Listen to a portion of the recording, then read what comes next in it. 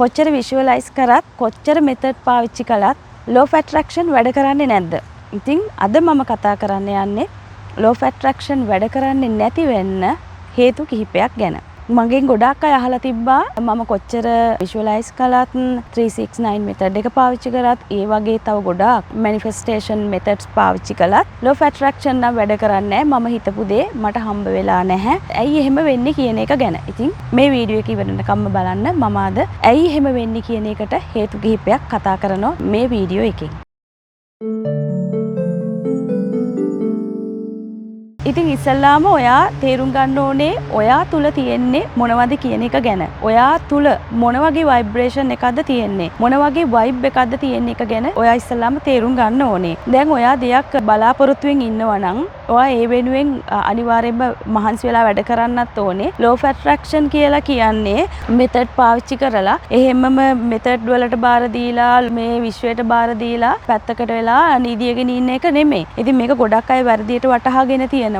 මේක දෙවියන්ට එහෙම නැත්නම් මේ විශ්වයට මේ එනර්ජිස් වලට බාර දුන්නාම මේ වැඩේ සාර්ථක වෙනවා කියන එක ගැන. මෙහෙමයි මේකෙන් අපි කරන්නේ අපේ බ්‍රේන් එකෙන් ලොකු තල්ලුවක් දෙන එක. අපේ ඇචීව්මන්ට්ස් වලට යන්න අපේ බ්‍රේන් එක පොසිටිව් මයින්ඩ් එකේ තියාගෙන ලොකු අවස්ථා බ්‍රේන් එක ඕපන් කරනවා ලොකු අවස්ථාවලට හැමතැනම දකිනවා මොනවද තියෙන ඔපචුනිටිස් ඒ අරහා කොහොමද යන්නේ. ඒ වගේ ගොඩාක් දේවල් අපිට ලබලා දෙනවා අපේ බ්‍රේන් එක තුරු.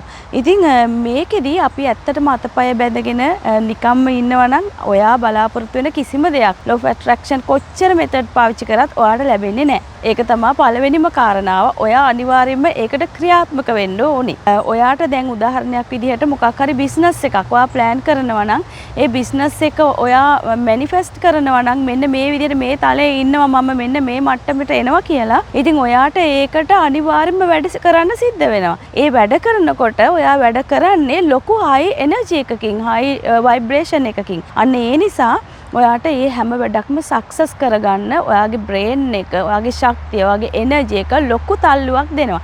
මේක තමයි ලෝ ඔෆ් ඇට්‍රැක්ෂන් වලින් සිද්ධ කරන්නේ. ඉතින් එහෙම නැතුව ඔයා පැත්තකටලා හිටියා කියලා එහෙම ලැබෙන්නේ නැහැ. අපි අනිත් කාරණාව ගැන අවධානය යොමු කරමු. හොඳට හිතලා බලන්න ඔයාට මොකක් හරි දෙයක් ඕන වෙලා තියෙනකොට ඒ දේ වෙන කෙනෙක් ගාව තියෙනවා නම් ඔයාට ඇති වෙන ෆීලින් එක මොන වගේද? ටිකක් දුක හිතෙනවද? කාංසාවක් ඇති වෙනවද? මට නෑනේ කියලා හිතනවද? ඇයි එයාට හම්බ වෙන්නේ කියලා හිතනවද? එයා හොයාගෙන තියෙන එයා මොනවා කරලාද කියලා හොඳට හොයලා බලන්න. කියන්නේ අපිට හිතෙන්නේ මෙයා නම් හොඳ මාර්ගිකින් උපයලා වගේ නන් නෙමෙයි මෙයා මොනවා හරි කරනවා ඇති ඒ වගේ දේවල් හොයන්න හිතනවද? පොඩ්ඩක් හිතලා බලන්න ඔයාට එහෙම හිතනවද කියලා. ඇත්තටම ඒ වෙලාවෙට එහෙම හිතනවා නම් ඔයාට අනිත් කෙනෙක් ගාව ඔයාට අවශ්‍ය දෙයක් තියෙනවා කියලා දැනෙනකොට දකින්නකොට ඔයාට දුකක් හිතෙනවා නම් අනිවාර්යයෙන්ම එතන වාගේ තියෙන්නේ ලෝ ভাইබ්‍රේෂන් එකක්. ඉතින් ඒ නිසා ඔයා අනිවාර්යයෙන්ම මේ වැරද්ද හදාගන්න ඕනේ.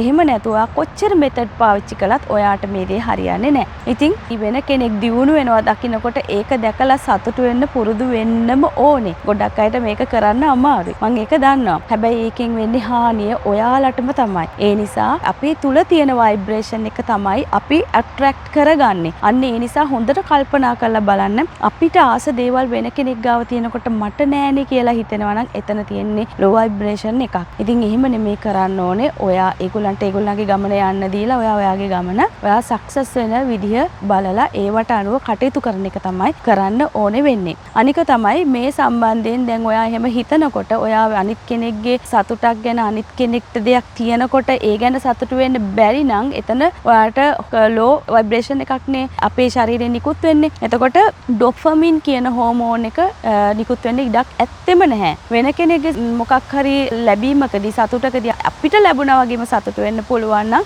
ඒ තුලින් ඩොපමින් කියන හෝමෝන් එක අපේ කිමිකල් එක අපේ ශරීරය අපේ මයින්ඩ් එකේ රිලීස් වෙනවා. අන්න ඒ තුලින් අපේ බ්‍රේන් එක අඳුන ගන්නවා ඒක අපි ඇචීව් කරගත්තා වගේ. අන්න ඒ හයි එනර්ජි එක තමයි අපිව සාර්ථකත්වයට අරගෙන යන්නේ. අනිත් එක තමයි ફોකස් එක. ඔයා ඇත්තටම ඔයාට ඕන දෙයට ෆෝකස් කරනවද? ඔන්න ඕක තමයි ඊළඟට තියෙන ලොකුම ප්‍රශ්නේ ඔයාලා ගාව තියෙන. ඇත්තටම ෆෝකස් කරනවද?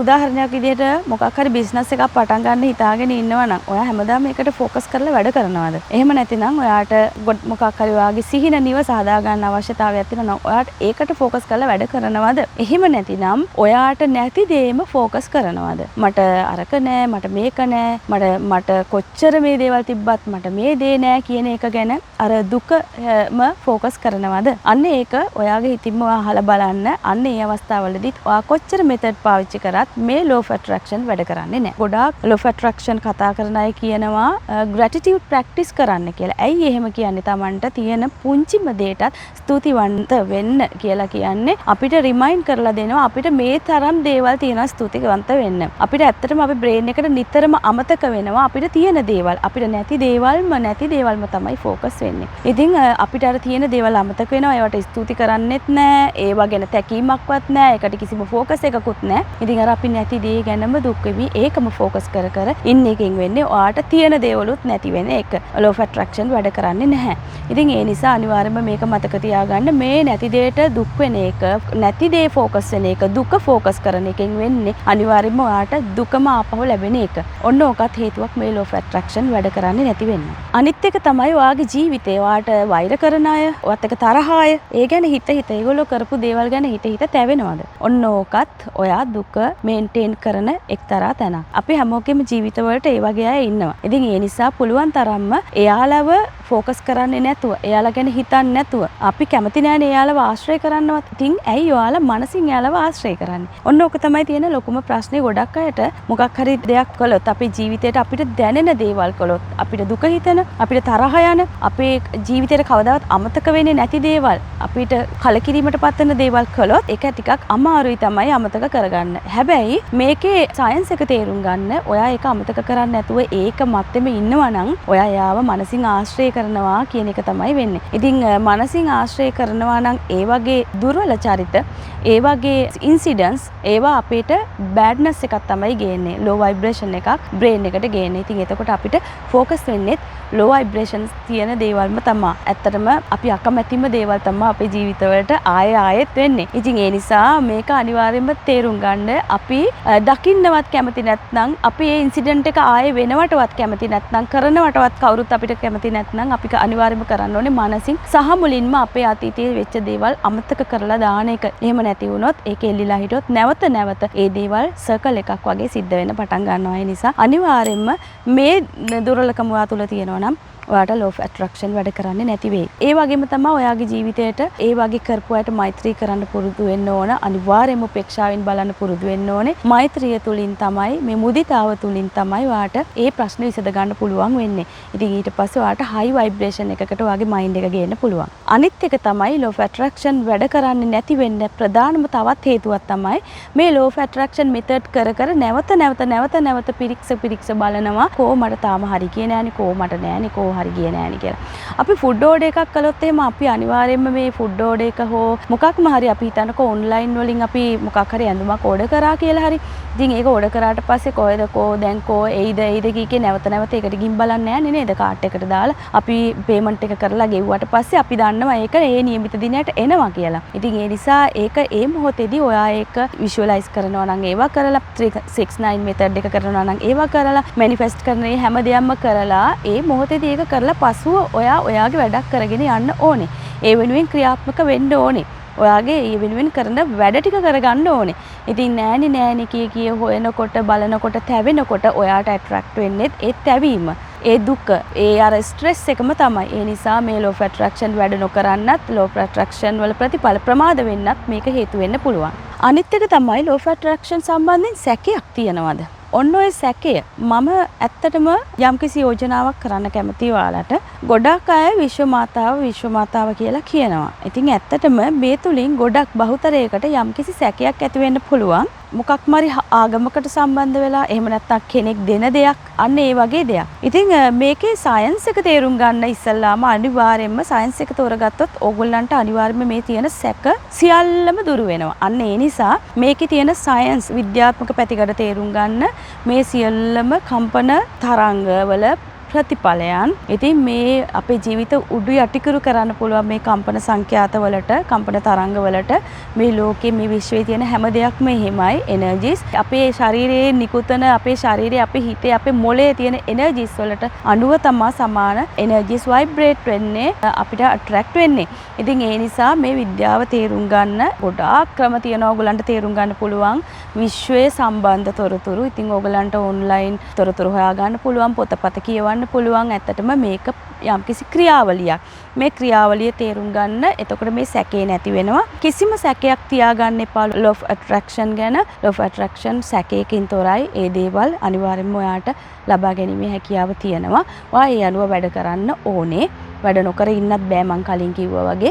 ඉතින් මේ සැකේ නිතර ඔයා සැකෙන් පසු වෙනවා නම් ඔයාට මේක ප්‍රතිඵල ප්‍රමාද වීමට හේතුවක් වෙන්න පුළුවන්. අනිත් කාරණාව තමයි තමන්ගේ ජීවිතයට සම්බන්ධ වෙච්ච සමහර මිනිස්සුත් ගැන හරි සම්බන්ධ නොවන මිනිස්සු එක්ක හරි අපිට යම්කිසි ඔයාට ඉරිසියාවක් එහෙම නැත්නම් කුහක සිතුවිල්ලක් එහෙම නැතිනම් තරහාවක් වෛරයක් විවේචනය කරන්න හිතෙනවා නම් ඔන්න ඒ දේවල් අනිවාර්යයෙන්ම තමන්ගේ ජීවිතෙන්ම අයින් කරලා දාන්න ඕනේ. එහෙම අයින් කරලා දාන්න නැති තාක්කල් ඔයාට law of attraction වැඩ කරන්නේ නැති වෙයි. අපි කෙනෙක්ට වෛර කරනවා නම් අපිට පෙරලා එන්නේත් වෛරය. මේ මුළු ලෝකෙම මේවෙන් නැති මිනිස්සු නැහැ. හැමෝම තුලම තියෙනවා. හැබැයි ඉතින් අපි පුළුවන් තරම් උත්සාහ කරන්න ඕනේ හැම වෙලේම ඒවෙන් අයින් වෙලා අපි කොහොම හරි අපේ සිත පිරිසිදුව තියාගෙන අපේ මේ ගමන යන්න. එහෙම නැති වුණොත් ඇත්තටම අපේ සාර්ථකත්වයට මේ ඉරිසියාව, වෛරය, ක්‍රෝධය, තරහව, කෝපය මේ දේවල් නම් ලොකු බාධාවක්. ඒ නිසා ඒ දේවල් අඩු කරගන්න මං කියන්නේ එක පාට පුළුවන් කියලා මිනිස්සුනේ. ඉතින් අවම කරගන්න ස්ටෙප් බයි ස්ටෙප් නැති කරන්න බිඳුවටම පුළුවන් තරම් ඉක්මනින්ම අනිවාර්යෙන්ම ඔයාට law of attraction අනිවාර්යෙන් වැඩ කරනවා. ප්‍රමාද නොවි හැමදේම ලබා ගන්න පුළුවන් හැකියාව තියෙනවා. ඉතින් මම ඉස්සෙල්ලත් කිව්වා වගේ විවේචනයෙන් තොර වෙන්න, මිනිස්සු විවේචනය කරන්න, ජජ් කරන්න යන්න එපා. තමන්ගේ සක්සස් එකට අවශ්‍ය වැඩවලට ફોකස් එක දෙන්න.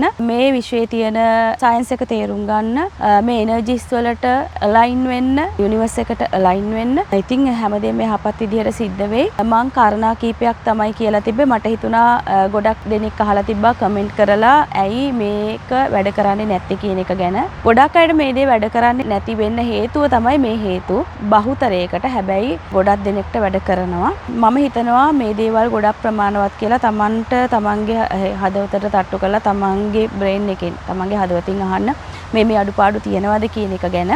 ඉතින් මේ දේවල් හදාගෙන ඉක්මනින්ම ඔයගොල්ලන්ගේ ගෝල්ස් වලට යන්න පුළුවන් වෙන්න හැකියාව ලැබෙන්න කියලා මම ප්‍රාර්ථනා කරනවා. තව ඉස්සරහට අපි law of attraction සම්බන්ධයෙන් ගොඩක් දේවල් කතා කරමු. මම දැන් අංක විද්‍යාව සම්බන්ධිනුත් ගොඩාක් වීඩියෝස් අරගෙන ඇවිල්ලා තියෙනවා මේ වෙනකොට. ඉස්සරහට මම තවත් දෛව අංක, මිතුරු අංක ඒ වගේ ගොඩාක් ඔයගොල්ලන්ගේ ජීවිතයට අවශ්‍ය රෙමඩිස් එක්කම කතා කරන්න හිතාගෙන ඉන්නේ. නැත්තම් තේරුමක් නැහැ. මම විස්තර විතරක් කිව්වා කියලා. ඉතින් අපි එහෙමනම් ආයෙත් හොඳ වීඩියෝ එකකින් මේ වගේම ප්‍රයෝජනවත් වීඩියෝ එකකින් ආයෙත් හමු වෙමු. මම රුවන්ති මදනායක.